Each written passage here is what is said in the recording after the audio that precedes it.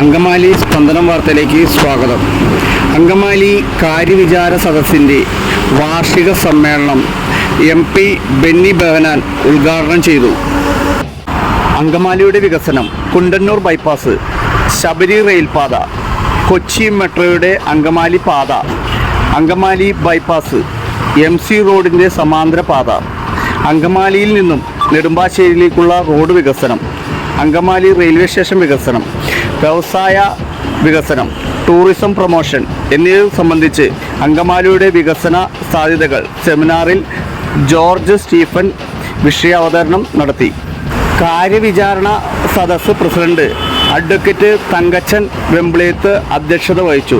നഗരസഭാ chairman advocate Shiyo Paul, TELK chairman advocate PC Joseph, മുൻ മന്ത്രി ജോസ് തെറ്റയിൽ, ബാബു കോർപ്പറേഷൻ മുൻ chairman KA Chackochan, advocate Thankachan Varghese, BJP secretary Wilfred H, Poly Panjikkaran, merchant association president Johnny Kuriakose, Francis J Payanadath, V Sajeevan, PB Augustine എന്നിവർ പ്രസംഗിച്ചു.